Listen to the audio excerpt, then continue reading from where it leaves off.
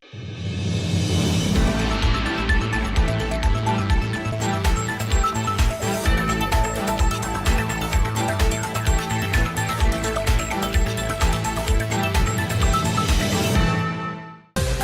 वालेकुम नाजरीन, H news पर आपका स्वागत है। सबसे पहले एक नजर डालते हैं उन खबरों की ओर जो बनी आज की सुर्खियां। बारिश भूस्खलन से केरल में तबाही, 26 की मौत, बचाव के लिए सेना तैनात। मुंबई में सनातन संस्था से जुड़े शख्स के घर पर छापा, 8 देसी बम बारूद डेटोनेटर बरामद। देवनागरी उर्दू समझ नहीं पाए अफसर, सैकड़ों लोगों को किया एनआरसी से बाहर। कांवड़ियों के तांडव का एक और वीडियो वायरल, अब मुजफ्फरपुर में कार को किया चकनाचूर। 2000 करोड़ रुपए के घोटाले के सिलसिले में भूषण स्टील का पूर्व एमडी गिरफ्तार।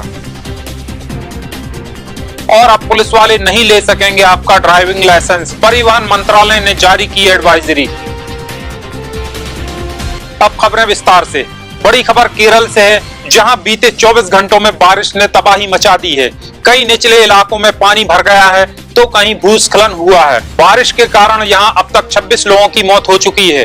सबसे ज्यादा असर इडुक्की जिले में हुआ है। यहां 11 लोगों की मौत भूस्खलन से हो गई। मलबे से 2 लोगों को जिंदा निकाला गया है। कोझिकोड और वालायर के बीच तो बारिश के कारण रेलवे ट्रैक ही बह गया। यहाँ रेल सेवा बंद कर दी गई है। भारी बारिश से राज्य के 78 में से 22 डैम के गेट खोलने पड़े हैं। 26 साल में पहली बार हुआ है जब चेरुथोमी डैम के इडुक्की बांध की तरफ वाला एक गेट खोला गया। पूरे राज्य में 24 घंटों में 337% से ज्यादा बारिश हुई है। औसतन 13.9 मिलीमीटर बारिश होनी थी, पर 66.2 मिलीमीटर हुई। बचाव कार्य में एसडीआरएफ, एनडीआरएफ, आर्मी, नेवी और कोस्ट गार्ड के जवानों को तैनात किया गया है। मौसम विभाग द्वारा पर्यटकों को निचले इलाकों तथा डैम पर न जाने के लिए अलर्ट जारी किया गया है। चलते हैं अगली खबर की ओर, जहां आर्थिक राजधानी मुंबई के नाला सोपारा में एटीएस ने छापेमारी के दौरान बड़ी मात्रा में विस्फोटक बरामद किए हैं। यहां सनातन संस्था से जुड़े वैभव राउत के घर पे और दुकान पर एटीएस ने गुरुवार रात को ही छापेमारी की गई। एटीएस सूत्रों के माने तो वैभव के घर से 8 देसी बम मिले हैं, तो वहीं घर के पास ही दुकान पर बम बनाने की सामग्री मिली है। गन पाउडर यानी सल्फर बड़ी मात्रा में दुकान के अंदर से मिला है, जबकि कुछ डेटोनेटर भी बरामद किए गए हैं। जो गन पाउडर मिला है उससे लगभग 2 दर्जन बम बनाए जा सकते हैं। सनातन धर्म से जुड़े व्यक्ति के घर पर बम और उसे बनाने वाली सामग्री का मिलना चौंकाने वाला लगता है। एटीएस टीम पिछले कुछ दिनों से लगातार वैभव को ट्रैक कर रही थी और गुरुवार शाम को ही रेड की गई। छापेमारी के दौरान वैभव घर में ही मौजूद था, जहां उसे हिरासत में ले लिया गया। छापेमारी के दौरान एटीएस की डॉग स्क्वाड, फोरेंसिक टीम के अधिकारी भी मौजूद रहे। वहीं असम में एनआरसी ड्राफ्ट जारी होने के बाद नए खुलासे हो रहे हैं। यह सामने आया है कि कई हिंदी भाषियों के नाम एनआरसी ड्राफ्ट से इसलिए गायब हैं क्योंकि उन्हें नागरिकता साबित करने के लिए जमा किए गए दस्तावेज देवनागरी या उर्दू भाषा में थे। इस बारे में ऑल असम भोजपुरी परिषद के अध्यक्ष मोहन कुमार ने बताया कि मैं बिहार के मुजफ्फरपुर जिले से आता हूं। मैंने जो दस्तावेज जमा किए थे वो 1951 के हैं। उनकी भाषा या तो देवनागरी में है या उर्दू में। मेरे साथ कई और भी लोग हैं। मेरे साथ और भी लोगों ने दूसरी भाषा में दस्तावेज जमा किए थे। उनके नाम भी मेरी तरह लिस्ट से गायब हैं। मोहन ने आगे बताया कि उन्होंने दस्तावेज के बारे में अधिकारियों से बात की तो उन्होंने बताया कि वो दूसरी भाषा में जमा किए गए दस्तावेज समझ नहीं सके और नाम एनआरसी लिस्ट से हटा दिए। एनआरसी की इन गड़बड़ियों के खिलाफ गुरुवार को सैकड़ों लोग तिनसुकिया जिले में सड़कों पर उतरे। लोगों का कहना है कि वो हिंदी भाषी होने के बावजूद एनआरसी लिस्ट में नहीं है। इसकी शिकायत वो मुख्यमंत्री सर्बानंद सोनोवाल और केंद्रीय गृह मंत्री राजनाथ सिंह से करेंगे। बीते 2 दिनों में शिव भक्त कांवड़ियों द्वारा उत्पात की कई वीडियो सामने आ चुके हैं।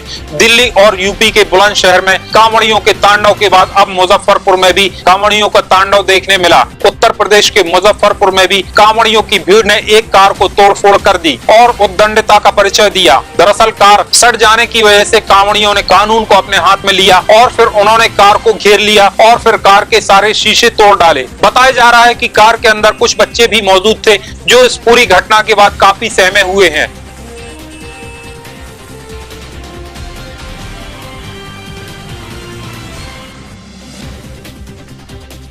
वहीं दिल्ली के मोती नगर में उत्पात करने और कार को तोड़ने के मामले में पुलिस ने एक कांवड़ियों को गिरफ्तार किया है। आरोपी का नाम राहुल उर्फ बिल्ला है। वह उत्तम नगर का रहने वाला है। उसका आपराधिक रिकॉर्ड भी है। उसके खिलाफ चोरी करने का भी केस दर्ज है।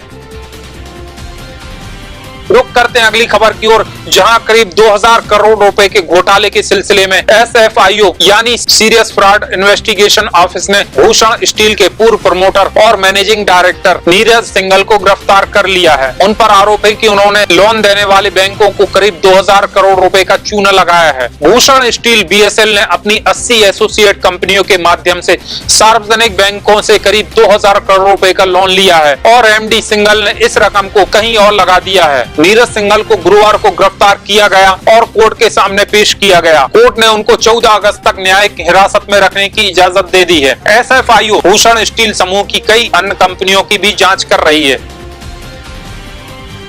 अपने निजी वाहन पर सड़क यात्रा करने वालों के लिए केंद्र की मोदी सरकार की तरफ से एक अच्छी खबर आ रही है। अब आपको यात्रा के दौरान अपने पास हमेशा ड्राइविंग लाइसेंस नहीं रखना होगा।